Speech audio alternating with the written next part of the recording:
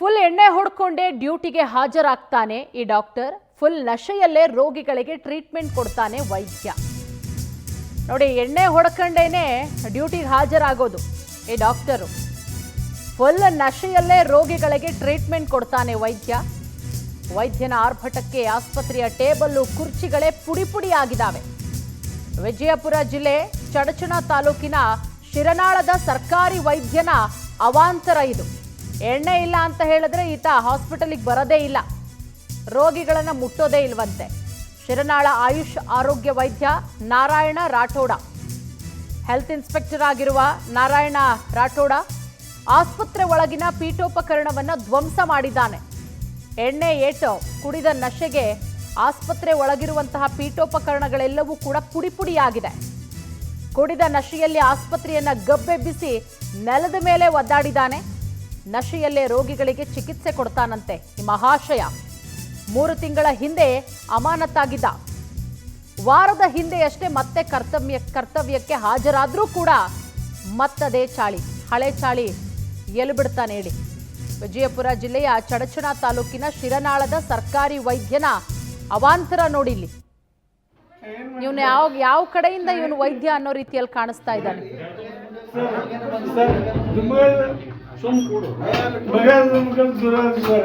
ಏನ್ ಮಾಡಿದ್ದೆ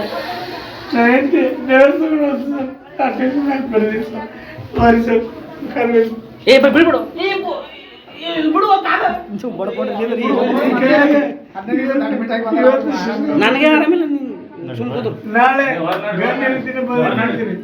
ಆಮೇಲೆ ಪ್ರೊಡ್ಯೂಸರ್ ಹೆಂಗ್ ಬರ್ತೀನಿ ನಾನು ಫೋನ್ ರಿಚಾರ್ಜ್ ಮಾಡಿ ಸರ್, ಶಾಲಾ ಫೋನ್ ಕೊಡಿ ಸರ್. ನಮ್ಮ ಕಾಲ್ ಹೇಳ್ತೀನಿ, ನಾನು ಸಿಟಿ ಮೇಲೆ ಫೋನ್ ಮಾಡ್ತೀನಿ ಸರ್. ಸರ್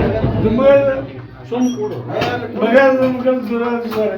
ಏನ್ ಮಾಡಿದ್ದೆ ನಾನು ಹೆಂಡತಿ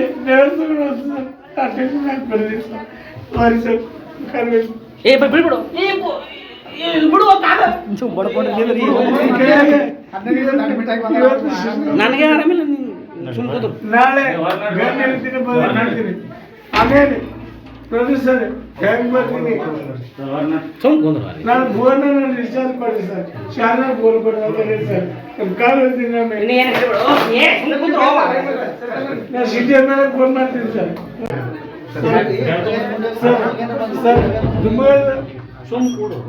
ಮಗ ದೂರ ಸರ್. ಏನ್ ಮಾಡಿದ್ದೆ ನಾನು ಹೆಂಡತಿ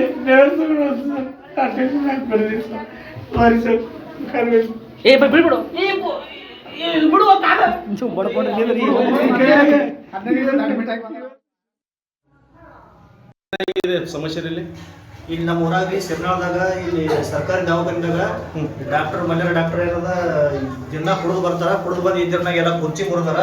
ಕುರ್ಚಿ ಮತ್ತೆಲ್ಲ ಫುಲ್ ಕುಡಿದು ಬಂದು ಇದೆಲ್ಲ ಒಳಗೆ ದಾರು ಚೀಟಿ ಗಿಲಾಸ ಮತ್ತು ಅವೆಲ್ಲ ಸ್ಟೆಥೋಸ್ಕೋಪ್ ಎಲ್ಲ ಮನಸ್ಸಿಗೆ ಬಂದಂಗೆಲ್ಲ ಹೋಗೋದು. ಹೆಣ್ಮಕ್ಳಿಗೆ ಏನದ ಅವಾಚ್ಯ ಶಬ್ದಗಳನ್ನ ಬೈತಾರ. ಸರಿಯಾಗಿ ಟ್ರೀಟ್ಮೆಂಟ್ ಕೊಡಲ್ಲ, ಏನಿಲ್ಲ ಸರಿಯಾದ ಟೈಮ್ ಬರಲ್ಲ. ಏನು ಬೇಕಲ್ಲಿ ಸಿಕ್ಕಲ್ಲಿ ಬೀದಿ ಮೇಲೆ ಬೀಳ್ತಾರ. ಇಂಥ ಡಾಕ್ಟರ್ ನಮ್ಗೆ ಅವಶ್ಯಕತೆ ಇಲ್ಲ. ಸರಿಯಾಗಿ ನಮ್ಮ ಸರಿಯಾಗಿದ್ದ ಡಾಕ್ಟರ್ನ ಹಾಕಿಸ್ಕೊಡುವಂತ ಸಾಹೇಬರು ವಿನಂತಿ. ಎಷ್ಟು ದಿನ ಮಾಡ್ತಾನೆ ಈ ಟೈಪ್? ಎಷ್ಟು ದಿನ ತಿಂಗಳಗಟ್ಟಲೆ ನೋಡ್ತೇವ್ರಿ. ಇದೇ ತರನಾಗಿದೆ ಒಂದು ಪರಿಸ್ಥಿತಿ. ಸರಿಯಾದ ಟೈಮ್ ಬರಲ್ಲ, ಸರಿಯಾದ ವ್ಯವಸ್ಥೆ ಇಲ್ಲ.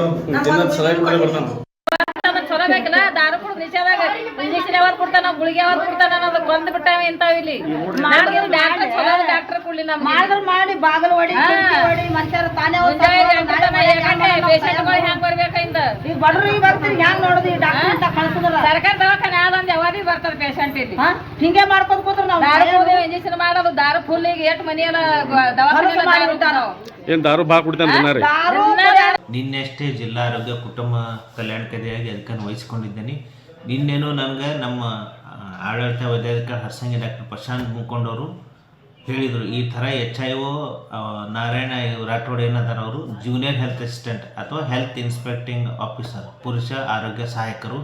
ಇವರು ಸ್ವಲ್ಪ ಮದ್ಯಪಾನ ಮಾಡಿ ಶಿರ್ನಾಳ SWC ಉಪಕೇಂದ್ರದಲ್ಲಿ ಇದು ಮಾಡಿ ಅವಾಚ್ಯ ಪಬ್ಲಿಕ್ಕಿಗೆ ಮಾತಾಡಿದಂತ ತಿಳಿದು ಬಂತು.